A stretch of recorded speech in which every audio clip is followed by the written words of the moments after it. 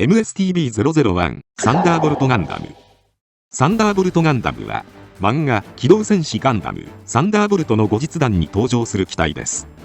アナハイムエレクトロニクスが立案したサンダーボルトガンダム計画において、新たな勢力との戦いに向けた新国家の防衛力の要として開発されました。一見別世界のダブルゼータガンダムのようにも見える機体ですが、設定を読み解くと全くの別物となっています。今回はそんなサンダーボルトガンダムについて解説させていただきます。なお、本動画はサンダーボルトの物語全体に関するネタバレを含みます。未読の方はご注意ください。宇宙世紀0079、一年戦争終盤、窮地に追い込まれたジオン軍は人間の四肢を切り、モビルスーツに神経接続することで失った手足以上に自由に動かせる驚異のシステム、リユースサイコデバイスを開発。ジオン兵のダリル・ローレンツは本システムを搭載したサイコザクに登場し、連邦のイオ・フレミングが狩るフルアーマーガンダムと相打ちという戦果を挙げました。そして一年戦争終結後の宇宙世紀0087月、宗城レバンフーは驚異のシステムであるリユースサイコデバイスを手に入れ、兵器開発を担う全ての元凶である月面のアナハイムエレクトロニクスを壊滅するべくサイコザク軍団を作り上げました。こうしてレバンはアナハイムエレクトロニクス壊滅作戦であるマイトレイヤ作戦を発動。その先兵となるダリル・ローレンツはニュータイプに覚醒し、パーフェクトガンダムで連邦軍を恐怖に陥れるも、それぞれの人物たちの工作交わる中、作戦は失敗に終わりました。しかしレバン風ソーランと呼ばれるこの戦争の終盤で、アナハイムエレクトロニクスは大きく弱体化した連邦を見限り、執行役員アンディ・ウェリントンが圧倒的な武力によって秩序を維持する新国家タイタンズの建国を宣言します。またソーラン終結後、レバン教が誕生。レバンの意志を継ぐ者たちは打倒アナハイムエレクトロニクスを目論み、サイコザクを復活させるべく潜伏します。一方で連邦宇宙軍も無能な連邦軍司令部ジャブローを見限り、地球連邦再建緊急機動軍ユリーカを設立。木星帰りの男が協力しました。このように混迷極まる時代に突入する中、アナハイムエレクトロニクスのアンディがたった一機で戦況を変え、あらゆる勢力を畏怖させる抑止力としての巨人を求めました。かつてアンディは一年戦争で伝説を残した白い悪魔とリユースサイコデバイスの驚異的な性能に着目し、双方を組み合わせた究極のモビルスーツを開発するパーフェクトガンダム計画を構想していましたが、それは皮肉にも南洋同盟とダリルの手によって実現されてしまいました。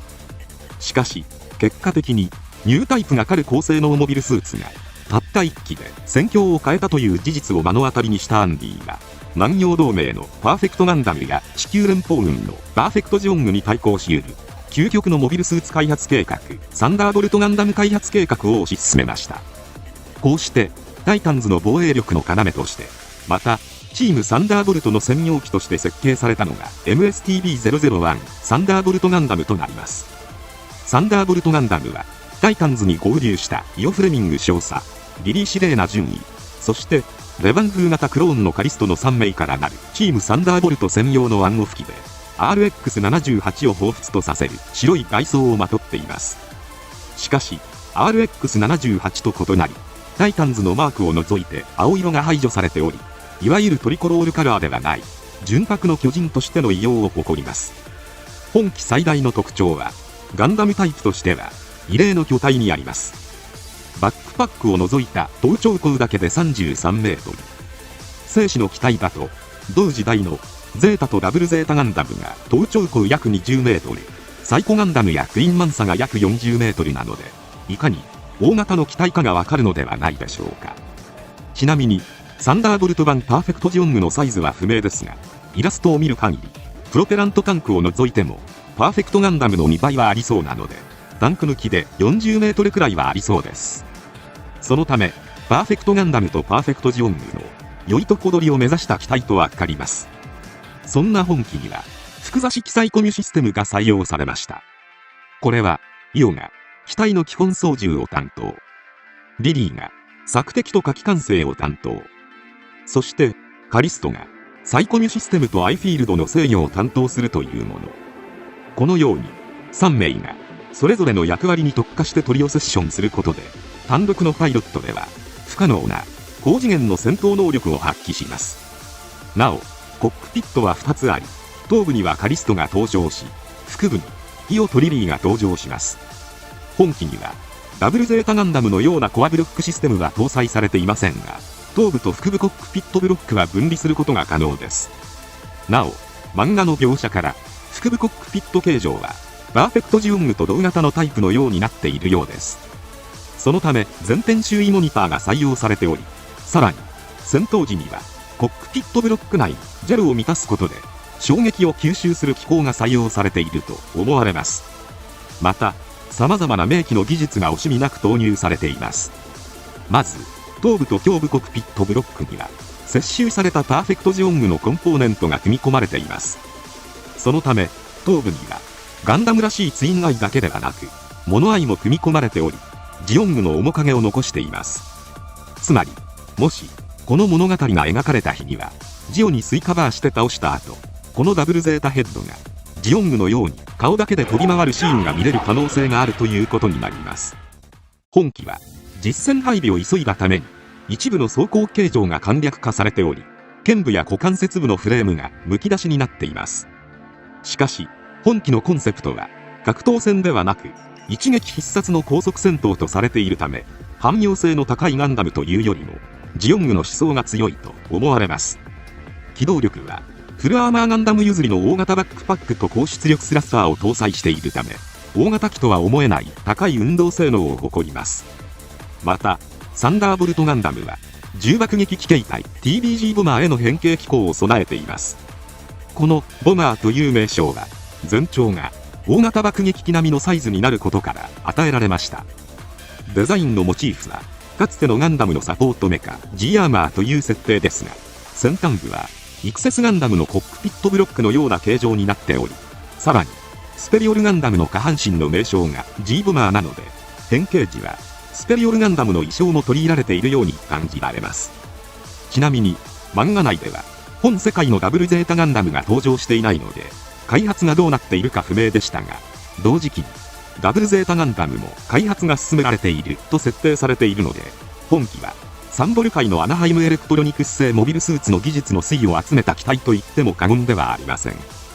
変形時は出力を機体後方に集中させることでモビルアーマーを超える圧倒的な推進力を発揮します。またバックパックを切り離してモビルスーツ本体のみで簡易変形することも可能ですが、基本的にはフルスペックのボマー形態で運用されます。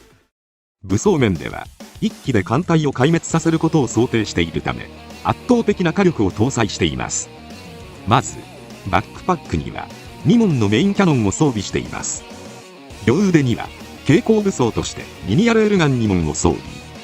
アトラスガンダムを彷彿とさせる長距離射撃兵器で、 TBG ボマージは両腕で保持したまま銃口を正面に向けている状態なので、形態問わず自在に使用できるようになっています。両肩のシールドにはシールドガンが内蔵されています。ビームサーベルは両前腕部の裏側に搭載されています。頭部にはメガ粒子砲が搭載されています。ハイメガキャノンではありません。メガ粒子砲です。ジオング由来の強力なビーム兵器とされているので、ダブルゼータガンダムのように一発撃ったらパワーダウンするということはないと思われます。なお文字設定では頭部バルカン砲が存在しませんが、イラストを見る限り頭部左右に計2門のバルカン砲が搭載されているように見えます。さらに本機には防御性能を高めるためアイフィールドジェネレーターを搭載しています。両肩前後、腰部前後、左右シールドに合計10機が搭載されており、ビーム兵器に対してほぼ無敵に近い防御力を持ちます。ちなみにアイフィールドを展開したまま変形できるため、よくある変形中は無防備という弱点はありません。本機はダブルゼータガンダムと比べるとビームライフルの代わりに実弾兵器のレールガンにして、さらにハイメガキャノンの出力を下げることで、その分のエネルギーをアイフィールドに回した継戦能力を向上した機体と言えるのかもしれません。なおこれほどの高性能機でありながら、ビットやファンネルのようなオールレンジ攻撃兵器は現時点では搭載されていません。これは火器管制を担うリリーへの負担を考慮した結果であり、機動力と火力で敵をねじ伏せるという非常に割り切った仕様となっています。ただし設定では敵対勢力の脅威のメカニズムにより状況が変化し続けていることから、情勢によって変化していく可能性があるということが示唆されています。そのため戦況に応じて装備の換装を視野に入れた設計になっているようです。サンダーボルトガンダムはタイタンズの旗艦である戦闘空母ディオスクロイを母艦として運用されます。大型サイズの機体ということもあって、ディオスクロイの中央に設けられた専用ドックと超大型の電磁カタパルトから TBG ボマー形態で射出され、いち早く作戦中一気に到達できるようになっています。そしてその圧倒的な戦力で敵を無力化し、後続のモビルスーツ部隊とともに紛争を鎮圧することを基本戦術としています。作中では弱体化した地球連邦政府に代わる巨人族の圧倒的な武力として登場。ジオン共和国やムア同胞団の支配地域を守護する機動戦士艦隊の中核を担う姿が描かれています。ということで以上、サンダーボルトガンダムについてでした。一見モビルスーツのデザインを見るとサンボル界のダブルゼータガンダムのように見えます。しかし実際は同世代のモビルスーツとは思えない大きさ、ガンダムというよりもジオングにガンダムの性能を加えたような設計思想から、癖の強いサンボルならではの系譜の機体というのが伝わるのではないでしょうか。余談ですが、先日行われたサンダーボルト完結記念イベントに参加してきたのですが、そこではサンダーボルトのアニメ化に関する話が行われていました。そもそも現在映像化されている2本は、先行のハサウェイ第1部の映像化の日程調整の中で間が空いてしまうので何とかしたいという思いから、サンダーボルトに白羽の矢が立ち、スケジュールがなんとか組めた作品だったとのこと。また当時アニメの続きを作るなら漫画を完結させてからという話があったようで、物語が完結した今こそアニメ化のチャンスではあるものの、個人的にはサンライズの尾形プロデューサーはサンボル映像化をかなり推しているものの、アニメ版で監督をされた松尾氏が多忙ですぐに取り掛かることはできない様子だと感じました。いつか早いうちにアニメ続編が出るのを期待したいですね。今回は以上となります。チャンネル登録されるかはお任せいたしますので、もしよければもう一本動画を見ていただけたらとても嬉しいです。最後までご視聴いただきありがとうございました。